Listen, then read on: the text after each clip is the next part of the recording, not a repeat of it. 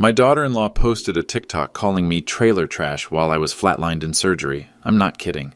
September 15th, 2024. I'm in room 314 at Harvest Valley Medical Center, coming out of a heart procedure that nearly killed me. My son James is pacing the hallway, worried sick. And there's Stephanie, my daughter-in-law, sitting in the corner with her iPhone 15 Pro Max, filming herself. Day 3 of freedom from the farm, she whispers to her camera. Walter's finally unconscious, so we can talk about upgrading our lives. I kept my eyes closed, let her think I couldn't hear. She had no idea what she just triggered. What she didn't know about our worthless farm was about to change everything for her and her family. Before I tell you how this ends, you need to understand how it started. Stephanie Davis Anderson married my son 3 years ago. From day one, she treated our family farm like a social disease. Our place sits on 200 acres in Harvest Valley, Iowa, about 45 minutes from Des Moines. Been in the Anderson family since 1924. The red barn's older than most buildings in town. The farmhouse? Built in 1952, same year I was born. Nothing fancy, but it's home. Stephanie saw it differently. This isn't a home, she told James after their first overnight visit. It's a poverty museum. She came from what she called old money. Her parents, David and Carol Davis, used to own a vineyard in Napa Valley. Used to.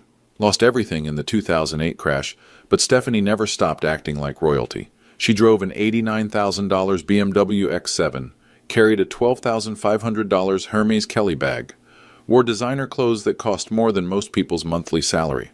Meanwhile, I drove a 1987 Ford F-150 worth maybe $8,200 on a good day. Wore Carhartt work jackets that cost $89 each and lasted 20 years. My idea of fancy was dinner at the Harvest Valley Diner, where coffee still costs $1.50. The social media campaign started small.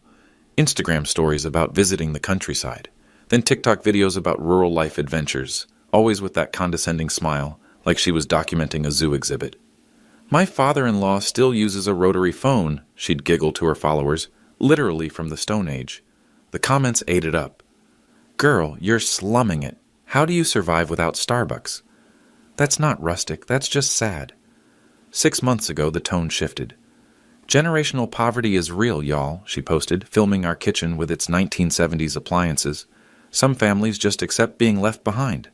Her follower count exploded. 47,000 people watching her mock our life. Brand partnerships started rolling in. Skincare companies, fashion brands.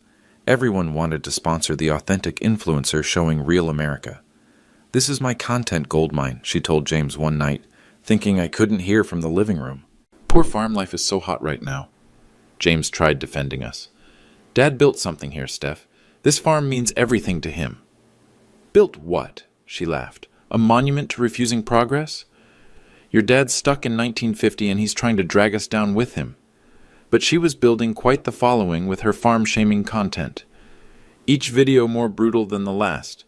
The wooden kitchen table handmade by my grandfather became furniture poverty.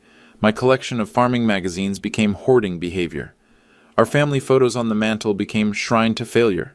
The breaking point came in August.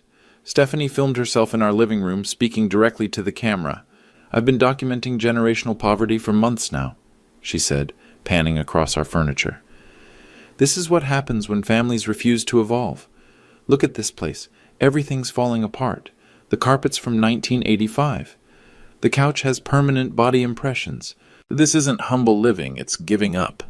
She zoomed in on my father's purple heart, displayed in a simple frame on the bookshelf. Even their war memorabilia is bargain basement, she smirked. My followers deserve to see authentic wealth, not this hillbilly cosplay. 2.3 million views, 47,000 shares. The comments section exploded with people either defending us or joining her mockery. Local news picked it up. Iowa farm family becomes unlikely social media stars. That's when I knew she was planning something bigger, something that would change our lives forever. But she had no idea I was already 3 steps ahead. The cruelest conversation happened on September 18th, 3 days after my surgery. I was lying in that hospital bed, machines beeping around me, when my phone rang. Stephanie's voice, crystal clear. She thought I was unconscious, thought she could speak freely. Hi, this is Stephanie Anderson calling about the property listing we discussed. Property listing. My blood pressure monitor started climbing. Yes, the 200-acre farm on Meadowbrook Road. My father-in-law is incapacitated. Heart surgery complications. We need to move quickly while he can't interfere. I grabbed my phone from the bedside table, hit record, and kept my eyes closed. The asking price. Well, the property appraiser said $920,000 for the whole package. Land, house, outbuildings. I know it seems low, but honestly, this place represents everything backward about America. Old white farmers hoarding land while young families struggle. The realtor must have asked about me specifically. Walter Anderson? He's 68, no business sense whatsoever. Been farming the same plots for 40 years like it's still 1950. No modernization, no efficiency. The man still handwrites his accounting in ledger books. Can you believe that? She was pacing now. I could hear her heels clicking on the hospital floor. Listen, between you and me, I'm doing society a favor getting this developed. The town needs progress, not some stubborn old man's dirt farming museum. My husband's too sentimental to see it, but Walter's basically holding back the entire community. The realtor said something about market timing. Oh, the timing's perfect. Walter will be in recovery for weeks, maybe months, and honestly, at his age, with his health problems, he might not be making decisions much longer anyway. His son James has legal power of attorney. I just need to convince him that selling is the compassionate choice. My heart rate spiked. The nurses would be wondering why. James still has these romantic ideas about family legacy and honoring his father.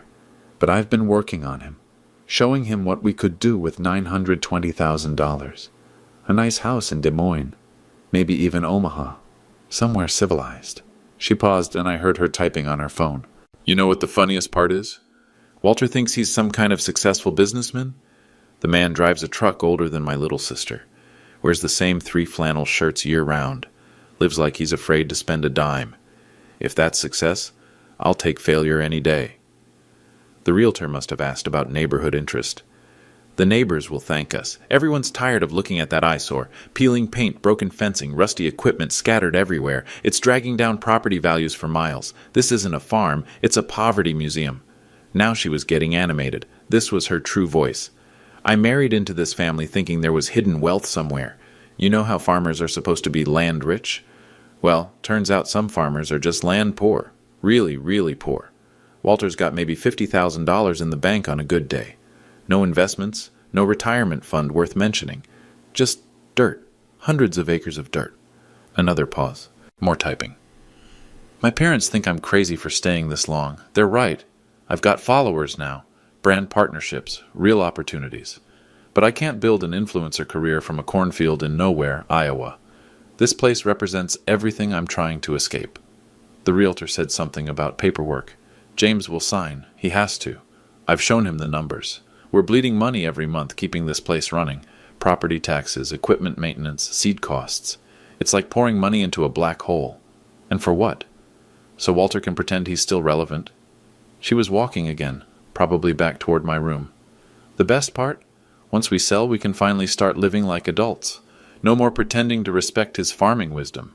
No more family dinners in that depressing kitchen. No more listening to stories about the good old days when corn was king. One final insult for the road.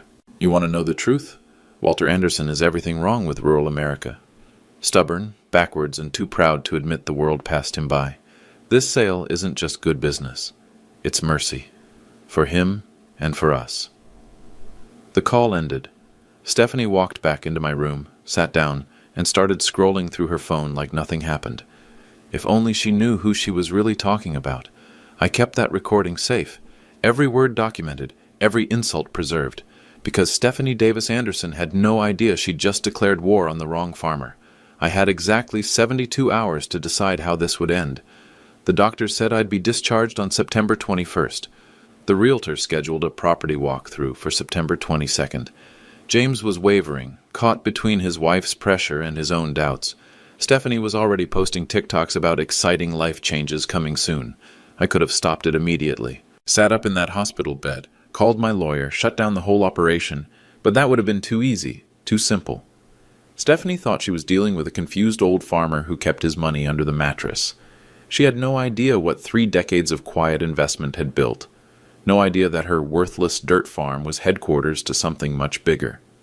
Let me tell you what she didn't know. In 1987, I bought my first property outside the family farm. A foreclosed house in town for $12,000. Fixed it up, rented it out. Used that income to buy another house, then another. By 1995, I owned 17 rental properties across 3 counties. But real estate was just the beginning. That same year, I started Anderson Organic Farms, LLC, not just growing corn and soybeans like every other farmer in Iowa. Organic produce, specialty crops, direct contracts with grocery chains. Whole Foods has been buying from us since 2003. $285,000 in monthly revenue. That's what those poor dirt fields generate, every month. For the past 15 years. The rental properties, 23 now, worth $14.2 million total. Monthly rent income, $67,000. The organic farming operation, valued at $38 million according to our last business assessment. Stephanie was trying to sell a $920,000 farm. She was actually trying to sell a $52 million agricultural empire, but here's the part that would destroy her.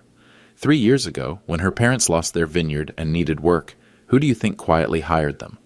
David Davis, groundskeeper at Meadowbrook Country Club, $58,000 annual salary. Carol Davis, catering manager at the same club, $44,000 annual salary. They never knew their employer. All hiring went through management companies. All paychecks came from corporate accounts. But every dollar of their income for the past 3 years came from Walter Anderson's businesses. The country club itself? I bought it in 2019 when the previous owners defaulted on their loan. $3.2 million purchase price. Stephanie's parents work for me. They just don't know it. Remember Stephanie's sister, the one teaching at Willowbrook Private School? The school where Stephanie brags about her family's education connections? I own 51% of the school board. Have since 2021. Her grandmother's assisted living facility, funded through the Anderson Family Foundation, has been for 4 years. Even the apartment complex where Stephanie and James live, Anderson Properties LLC bought it last year when the previous owner went bankrupt. For 3 years, Stephanie's entire family has been surviving on my money, while she made TikToks mocking my poverty. But I wasn't ready to reveal any of this yet. Strategic patience, that's what my father taught me. Let your enemies defeat themselves, Walter, then step aside and watch them fall. So I made my decision. I would let Stephanie continue her campaign. Let her dig deeper. Let her reveal exactly who she was to the whole world. Then, when she felt most confident, most secure in her victory, I would show her what real power looked like. I called my lawyer from the hospital bed. Michael, I need you to document everything. Every social media post, every conversation, every legal document they try to file. I want a complete record. Are you planning to contest the sale? I'm planning to teach someone a lesson about respect. Next, I called my accountant. Janet, I need a full portfolio review. Every property, every business, every investment. I want documentation showing exactly how much the Anderson family is worth. Is this for estate planning? It's for education. Finally, I called the management company that runs Meadowbrook Country Club. This is Walter Anderson. I need you to schedule performance reviews for David and Carol Davis. Nothing negative, just standard evaluation procedures, and I want it done publicly during the monthly staff meeting. James walked into my room just as I hung up. Dad, how are you feeling? Better than I have in years, son. Much better. Stephanie's been talking about some big changes, maybe selling the farm, moving closer to the city. I looked at my boy. 25 years old, good heart, but he'd never learned to see past people's masks. James, do you trust your wife's judgment about our family's worth? He shifted uncomfortably. I trust her intentions, Dad. Intentions don't pay bills, son. Results do. I had exactly 1 more day to finish my preparations. 1 more day before Stephanie discovered what happens when you declare war on the wrong farmer. The clock was ticking. And I was ready. September 22nd, the day Stephanie planned to tour our worthless farm with potential buyers. I was discharged that morning, playing the part of a weak, confused old man who needed help walking to the car. James fussed over me like I might collapse any second. Stephanie barely looked up from her phone. "Take it easy today, Dad," James said, helping me into the passenger seat. "The realtor's coming by around 2 p.m., but you don't need to be involved. Just rest." "I'll be fine, son. Might make a few phone calls, check on some old friends." Stephanie finally glanced over. "Try not to embarrass us in front of the realtor, okay? This is important." I understand completely. What she didn't understand was that my phone calls were about to turn her world upside down. First call went to Michael Stevens, my property manager at Meadowbrook Country Club. Michael, this is Walter Anderson.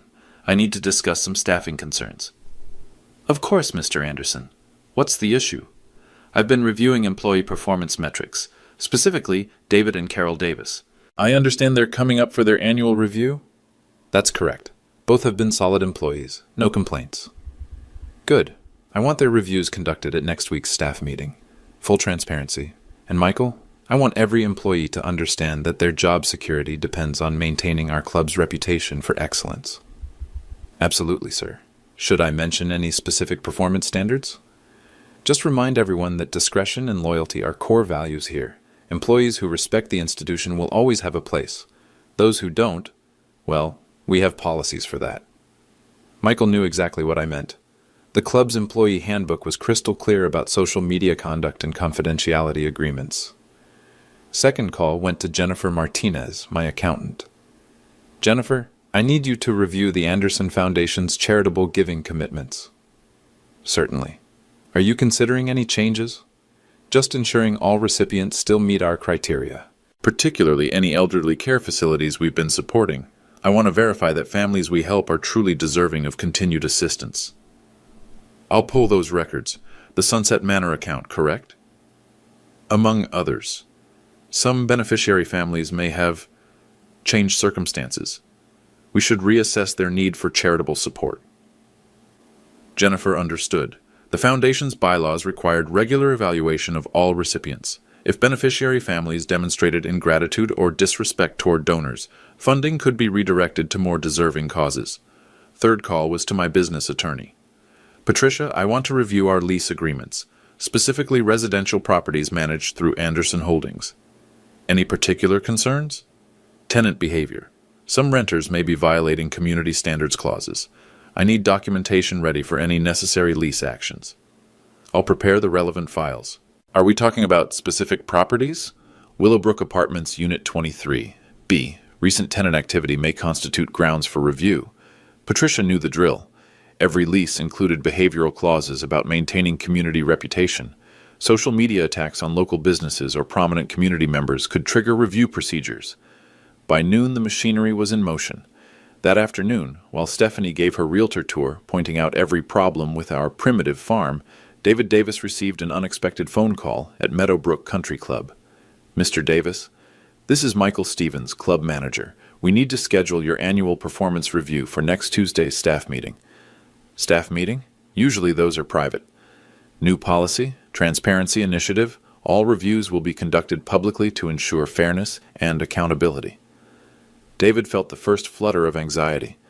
Public reviews weren't normal. Something was changing. 2 hours later, Carol Davis got a similar call about her catering manager position. Mrs. Davis, we're implementing new social media guidelines for all employees. Please review the updated employee handbook.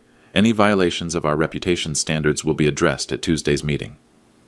Carol hung up confused. She'd never had social media problems before. Why the sudden focus on online behavior? Meanwhile, at Sunset Manor Assisted Living, Administrator Susan Wright was reviewing a concerning letter from the Anderson Family Foundation.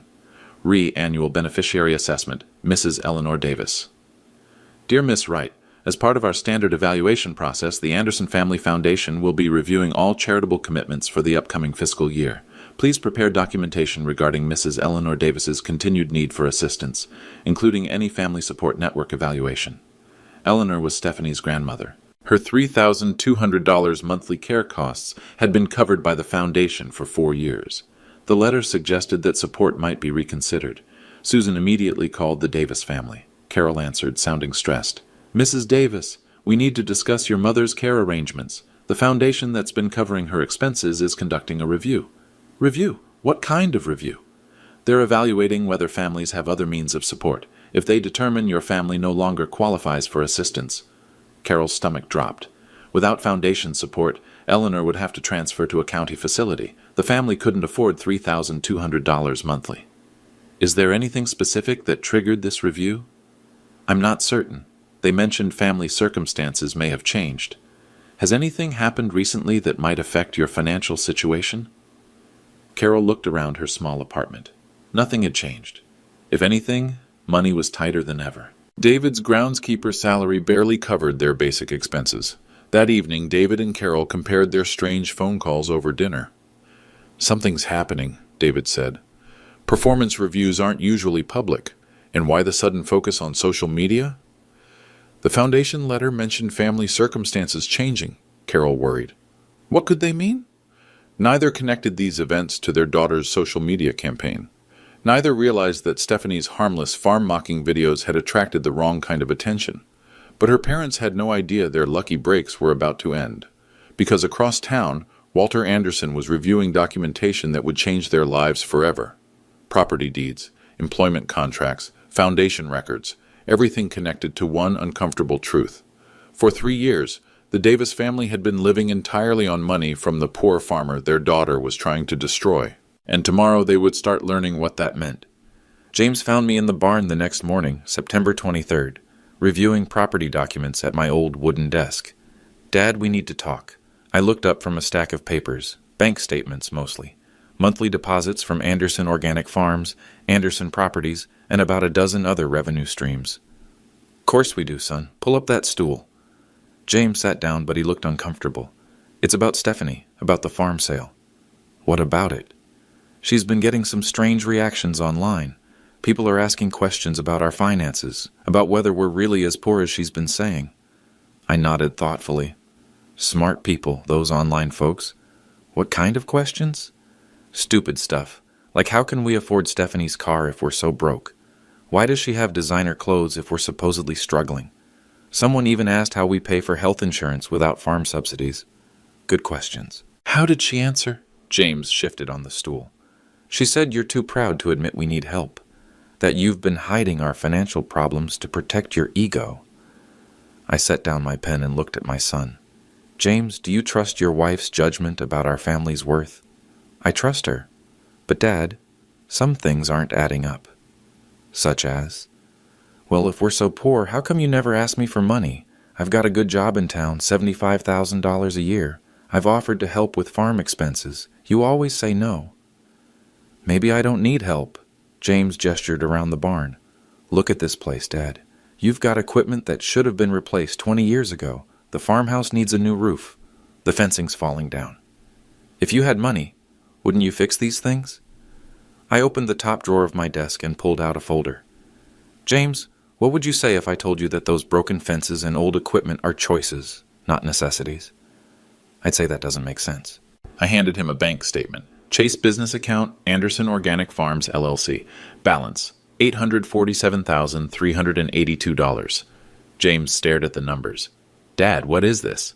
"Monthly operating account. That's after paying all expenses, salaries, and equipment costs." I handed him another statement. Anderson Properties, LLC. Balance, $523,195. Rental income account, 23 properties across 3 counties. James's hands were shaking. "I don't understand. If you have this money, why do we live like we're poor?" "Because living simply isn't the same as being poor, son. Your grandmother grew up during the Depression. She taught me that flashy wealth makes you a target. Quiet wealth keeps you safe." I handed him one more document. Property deed for Meadowbrook Country Club. "James, where do Stephanie's parents work?" "The country club. Why?"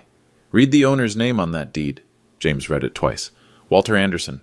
Dad, you own the country club?" "Bought it in 2019. Previous owners defaulted on their loan. I picked it up for $3.2 million. So David and Carol, they work for you." "Have for 3 years. They just don't know it.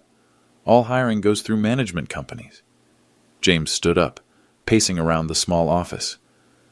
"This is insane. Stephanie's been making videos about how poor we are. Her parents have been feeling sorry for us. And the whole time her family has been living on my money. Does she know?" "Not yet, but she's about to learn." James stopped pacing. "Dad, she's my wife. I love her. But what she's been doing, the things she's said about you, about our family." James had to choose what kind of man he wanted to be. "I know what kind of man I want to be. The kind who stands up for his family." I smiled for the first time in days. "Good answer, son. What do we do now?" "Now? We let Stephanie continue digging her hole, and when she's in deep enough, we show her how far she has to climb back out. The country club has their annual charity gala next week. October 12th. I know. I donate $100,000 every year. Largest donation of the evening. James's eyes widened. You're planning something. I'm planning to teach your wife a lesson about respect. The question is, are you with me? I'm with you, Dad. All the way. October 5th. Stephanie's biggest mistake yet. I was in the kitchen making coffee when James burst through the front door, phone in hand.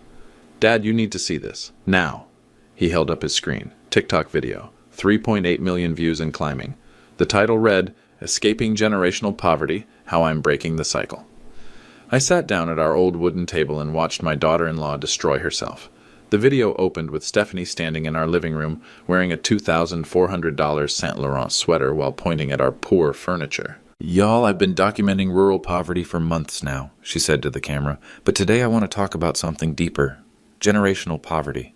The mindset that keeps families trapped. She walked to our mantel, pointing at family photos. This is my father-in-law's family shrine. 4 generations of Anderson men who never left this farm, never aspired to anything bigger, never questioned whether there might be a better way. The camera panned across our living room. Look at this place. Furniture from the 1980s, carpet with permanent stains, walls that haven't been painted since I was born. This isn't humble living. This is giving up. She moved to the kitchen, opening our refrigerator. Generic brands, store brand everything.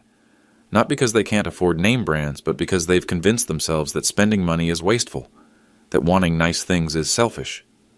My coffee mug trembled in my hands. My husband grew up thinking this was normal, thinking this was noble. His father convinced him that real men work with their hands, live simply, and never ask for help, even when they're drowning financially. She held up one of my farming magazines. Walter reads these agriculture journals like they're scripture, studying soil composition and crop rotation like it's 1950. Meanwhile, the world has moved on. Tech companies are making billions. Young entrepreneurs are creating generational wealth, and he's out there planting corn. The camera followed her to my desk in the corner. Look at this. Handwritten ledgers. He still does his accounting with a pencil and paper, won't even use Excel, claims computers are unreliable. This is what learned helplessness looks like. She opened one of my ledger books, showing rows of neat handwriting. Crop yields, equipment maintenance, weather patterns. 40 years of the same data over and over, never questioning whether there might be better opportunities, never wondering if his son deserves more. The video cut to her sitting on our front porch. I married into this family because I saw potential. I thought James could break the cycle, build something bigger than cornfields and cattle. But his father's poverty mindset is toxic. It's contagious. She gestured toward the barn. Walter would rather repair a 1987 tractor for the 100th time than admit he should upgrade. Rather patch holes in a barn roof than build something modern. It's not about money. It's about identity. He's afraid that changing anything means admitting his whole life was a mistake. The camera zoomed in on her face. But here's the thing. Generational poverty isn't just about money. It's about vision. It's about believing you deserve better. And I'm not going to let my future children inherit this limitation. She stood up, looking directly into the camera. So yes, we're selling the farm. Yes, we're moving somewhere with actual opportunities. And yes, I'm going to keep documenting this journey, because someone needs to show young women that you don't have to accept the life you're born into. The video ended with her walking toward her BMW, designer bag swinging. Follow me for more real talk about escaping small-town limitations, #generational wealth, #breaking cycles, #farm life, #small-town struggles, #authentic influencer. I set my phone down. James was watching my face carefully. Dad, you okay? Better than okay, son. She just gave me exactly what I needed. What do you mean? I pulled out my own phone and scrolled to the comments section. The tide was already turning. Check this out. Girl, you're wearing a $2,000 sweater while calling your family poor. Another one. If they're so broke, how do you afford that car? Here's a good one. Something doesn't add up about this story. James read over my shoulder. The comment section was filling with skeptical voices. At Stephanie_Anderson_official, your math ain't mathing. Designer clothes plus luxury car plus poverty equals sign. Girls wearing my annual salary while complaining about her poor in-laws. Anyone else notice she never shows receipts? Where's the proof of this poverty? I smiled. The internet was about to teach her about authentic struggle. What happens now? Now we wait. Her credibility is cracking. When it breaks completely, we'll be there to show everyone the truth. The charity gala's in 1 week. Perfect timing. She'll be riding high on viral fame, thinking she's untouchable. I stood up, walked to the window. That's when we strike. October 10th. 2 days before the charity gala. Time to compile everything. I spread the documents across our dining room table like a general planning a campaign. 3 years of evidence. 3 years of careful documentation. 3 years of watching Stephanie's family unknowingly depend on my charity while she mocked my poverty. James sat across from me, staring at the paper mountain. Dad, this is incredible. How long have you been preparing for this? Since the day she posted that first video mocking our kitchen, I knew eventually she'd pushed too far. I organized the documents into neat stacks. First pile, property deeds. 23 rental properties worth $14.2 million. Meadowbrook Country Club purchased for $3.2 million. Willowbrook Private School, 51% ownership stake. Anderson Organic Farms valued at $38 million by the state assessor. Total real estate portfolio, I told James, $52.4 million. Second pile, employment records. David Davis, hired as groundskeeper September 2021. Annual salary $58,000. Carol Davis, hired as catering manager October 2021. Annual salary $44,000. Both employees of Meadowbrook Country Club owned by Walter Anderson. Her parents' combined income for 3 years, $306,000. Every dollar from companies I own. Third pile, foundation documents. The Anderson Family Foundation had quietly supported multiple Davis family needs. Eleanor Davis's assisted living costs.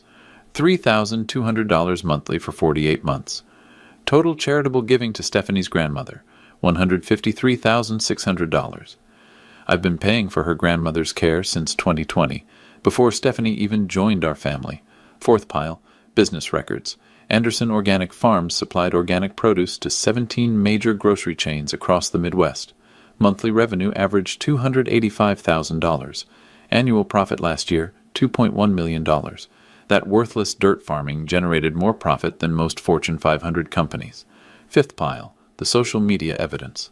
Screenshots of every insulting post, every mocking video, every comment where Stephanie called us poor, backward, or hillbilly.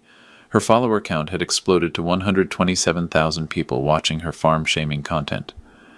Legal documentation of systematic defamation, I explained. Every insult preserved with timestamps.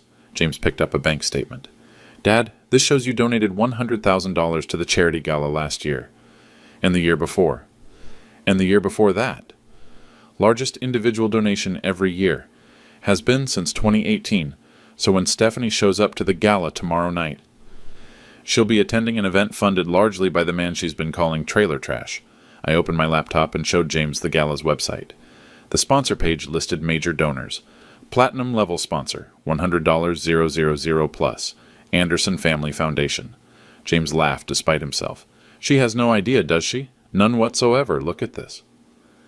I pulled up Stephanie's latest Instagram story, posted 2 hours ago. A photo of her new $3,400 Valentino dress with the caption, finally attending a classy event where I belong. #charity gala #high society #elevating my circle. She thinks she's escaping our poverty by attending an event I've been funding for 6 years. My phone buzzed with a text from Patricia, my business attorney. All documents ready for presentation, projector reserved for main ballroom, board members standing by for witness statements. Another text from Michael Stevens, the club manager. Mr. Anderson, David and Carol Davis both confirmed attendance at tomorrow's event.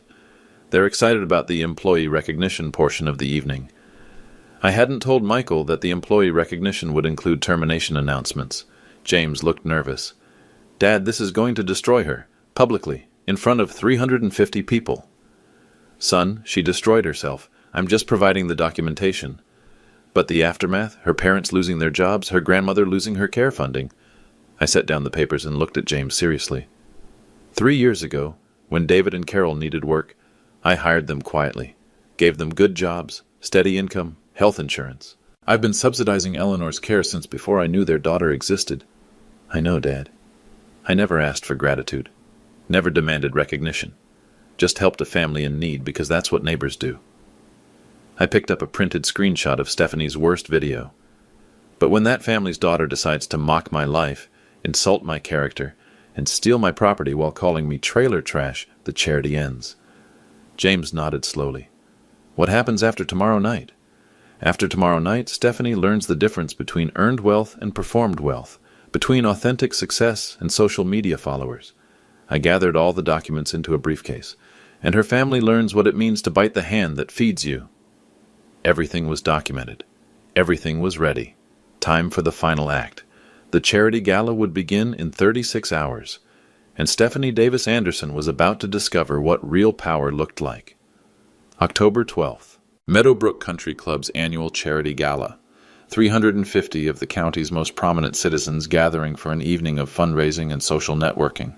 Black tie event, $850 per plate, with a silent auction featuring luxury items and vacation packages. Stephanie had been preparing for weeks. Hair appointment at noon, $400. Professional makeup, $300. The Valentino dress, $3,400. Designer shoes, $890. She documented every detail on Instagram stories, building anticipation for her high society debut. Tonight, I finally get to be around my people, she posted at 6 p.m., showing off her outfit. No more pretending to fit in with small-town values. This is where I belong. #charity gala, #high society, #elevating my circle. I watched her stories from my own hotel room 3 miles away. I'd been getting ready too, but differently. Simple black tuxedo, rented for $89. Shoes I'd owned for 15 years. No flash, no fanfare. James knocked on my door at 6:30. Dad, you sure about this? Never been more sure of anything. We drove to the club in my old pickup truck. I wanted to make an entrance that Stephanie would never forget. The Meadowbrook Country Club ballroom was elegant. Crystal chandeliers, white tablecloths, centerpieces of autumn flowers, a string quartet played in the corner, waitstaff circulated with champagne and hors d'oeuvres. Stephanie and James arrived at 7:15 in her BMW. I watched from the bar as she made her grand entrance, designer dress glittering under the lights. She immediately started working the room, introducing herself to board members and prominent families. Hi, I'm Stephanie Anderson, I heard her tell Margaret Williams, the bank president's wife. My family and I are new to the club's social circle. Margaret smiled politely. Anderson? I know that name. Your family's been very generous to our charity events. Stephanie looked confused. Oh, that must be a different Anderson family. We're new to charitable giving. I almost laughed. Margaret was talking about my donations, not realizing Stephanie was my daughter-in-law. By 8 p.m., the formal program began. Club President Richard Taylor took the podium. Ladies and gentlemen, welcome to our annual charity gala. Tonight we've raised over $480,000 for local food banks and educational programs. Applause filled the room. Stephanie clapped enthusiastically, probably calculating her social media content. Before we begin our recognition ceremony, I want to acknowledge our most generous supporters. This year's platinum sponsor with a donation of $100,000 is the Anderson Family Foundation. More applause. Stephanie looked around, confused. James squeezed her hand, but his face was tense. As has been our tradition for 6 years, Mr. Walter Anderson will now address the gathering. The room went quiet. I stood up from my table near the back. Stephanie's champagne glass slipped from her fingers, shattered on the marble floor. Good evening, everyone. I walked slowly toward the podium, carrying my briefcase. The room was completely silent except for my footsteps and the faint whisper of fabric as 350 people turned to watch. For those who don't know me, I'm Walter Anderson. I own a small farm outside town, 200 acres of corn and soybeans. Very simple operation. I reached the podium and set down my briefcase. Some of you may have seen social media content recently about rural poverty, generational limitations, and the struggles of farming families. My daughter-in-law has been quite vocal about these issues. Stephanie was frozen at her table. David and Carol Davis, seated with other club employees, looked confused. I wanted to take this opportunity to address some misconceptions about agriculture in our community. I opened my briefcase and pulled out the first document. This is the property deed for Meadowbrook Country Club. Purchase price $3.2 million. Purchased in 2019 by Anderson Holdings, LLC. Murmurs rippled through the crowd. David Davis went pale. I mention this because several of our valued employees may not realize who ultimately signs their paychecks. I held up employment contracts. David Davis, groundskeeper, Carol Davis, catering manager, both excellent employees for the past 3 years. Combined salaries, $102,000 annually. Carol's hands flew to her mouth. The club members were looking back and forth between the stage and the Davis family table. I also want to address the Anderson Family Foundation's charitable work. We've been quietly supporting local families in need. Another document. Eleanor Davis, assisted living care. Monthly support, $3,200 for 48 months. Total foundation contribution, $153,600. Stephanie was trying to become invisible, slumping in her chair. Now, you might wonder why I'm sharing this information publicly. After all, charity should be private, shouldn't it? I pulled out my phone and connected it to the projector system. Unfortunately, some recipients of our family's generosity have chosen to publicly mock that generosity. The first screenshot appeared on the large screen. Stephanie's TikTok video calling our farm a poverty museum. Gasps echoed through the ballroom. This video received 2.3 million views. The creator called my family trailer trash and our farm everything backward about America. More screenshots appeared, each more insulting than the last. My father-in-law represents generational poverty. Old white farmers hoarding land. Hillbilly cosplay. These are direct quotes from social media content created by someone whose family has been living on Anderson Foundation charity for 3 years. The room was dead silent. Stephanie had put her head in her hands. I want to be very clear about our farm's actual financial situation. Property deeds appeared on screen. Anderson Organic Farms, Anderson Properties, Anderson Holdings, 23 rental properties. Combined value, $14.2 million. Agricultural operations, $38 million. Monthly revenue, $285,000. The numbers hung in the air like an accusation. The poor farmer trying to sell his worthless property for $920,000 actually owns a $52 million agricultural empire. Richard Taylor, the club president, was staring at the screen in amazement. "Walter, I had no idea you were—" "That's the point, Richard. Real wealth doesn't need announcements. It doesn't need social media validation. It just works quietly, helping people who need help." I turned to face Stephanie's table directly. "Until those people decide to bite the hand that feeds them." Stephanie finally looked up. Tears had ruined her $300 makeup. Effective immediately, the Anderson Family Foundation is reassessing all charitable commitments. Recipients who demonstrate ingratitude or disrespect will have their funding redirected to more deserving causes. David Davis stood up shakily. "Mr. Anderson, sir, we had no idea." "I know you didn't, David. That was intentional. But your daughter did know she was attacking her family's benefactor. She just didn't care." I pulled out the final document. Employment termination notices for David and Carol Davis, effective Monday morning. Eleanor Davis's assisted living funding ends October 31st. The apartment lease for Unit 23B at Willowbrook Complex is voided for violation of community standards. Carol started crying. David sat down hard, looking like he might faint. "You see, ladies and gentlemen, this is what happens when performed wealth meets authentic wealth. When social media followers try to compete with actual financial power." I closed my briefcase and looked around the room. Stephanie wanted to show her followers what escaping poverty looked like. Now they can watch her learn what real poverty feels like. The crowd sat in stunned silence as I walked back to my table. Stephanie stumbled to her feet, designer dress wrinkled, makeup destroyed. "Walter, please, I didn't know." "You didn't know because you never bothered to ask. You just assumed, you judged, you mocked, and you broadcast that mockery to millions of people. I'll delete everything. I'll apologize publicly. Please don't do this to my parents." I sat down at my table and picked up my wine glass. "Stephanie, 3 years ago I quietly hired your parents because they needed work. I've been paying your grandmother's care costs since before you joined our family. I never asked for credit, never demanded recognition. I know, I'm sorry, but I also never tolerated disrespect, and I certainly don't subsidize people who call me trailer trash on social media." The room was watching this exchange like a tennis match. "Your followers wanted to see authentic wealth. Now they know what it looks like. It looks like consequences." Security appeared at my elbow. "Mr. Anderson, should we escort them out?" "No need. They'll leave on their own." Stephanie grabbed James's arm. "Please, James, talk to him." James looked at his wife with something between pity and disgust. "Steph, you did this. All of it. He gave your family everything and you mocked him for sport. But I didn't know. That's exactly the problem. You never tried to know. They left through the ballroom's main entrance, Stephanie's heels echoing on the marble floor. The room stayed silent until the doors closed behind them. Then Richard Taylor started clapping. Margaret Williams joined him. Within seconds, the entire ballroom was applauding. "Ladies and gentlemen," Richard announced, "let's hear it for authentic generosity and appropriate boundaries." The ovation lasted 3 full minutes. October 15th. 3 days after the gala. The consequences rolled out exactly as promised. David and Carol Davis received their final paychecks Monday morning.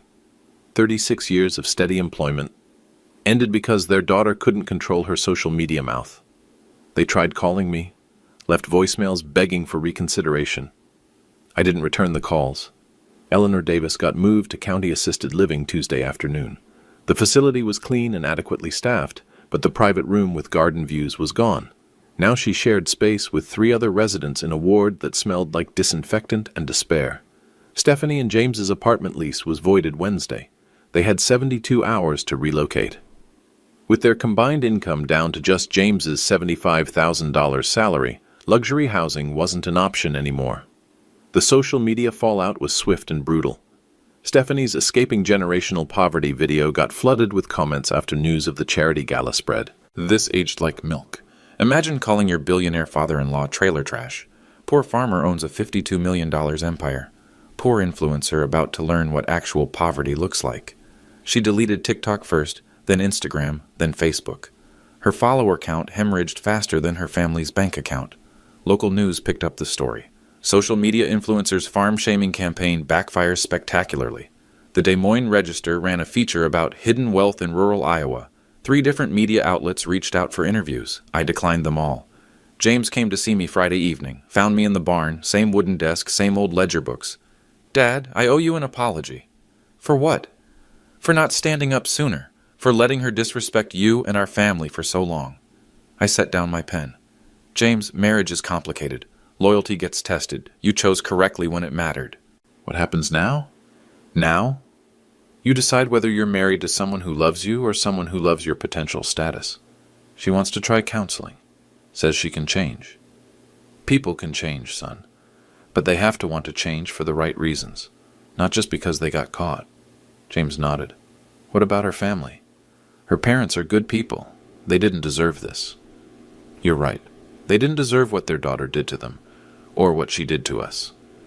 I opened my desk drawer and handed him a business card. "Tell David to call me next week. I might know someone who needs a good groundskeeper, someone who appreciates loyalty and discretion." "Really? Really? Punish the behavior, not the family. That's the difference between justice and revenge." James smiled for the first time in weeks. "Thanks, Dad. Just remember this lesson, son. Authentic wealth serves others. Fake wealth serves only ego. Choose wisely." After he left, I sat in the quiet barn, surrounded by 40 years of memories. The wooden desk my father built. The ledger books that tracked our family's real success. The simple tools that created a $52 million empire. Stephanie was right about one thing. Generational wealth is real, but it's not about money.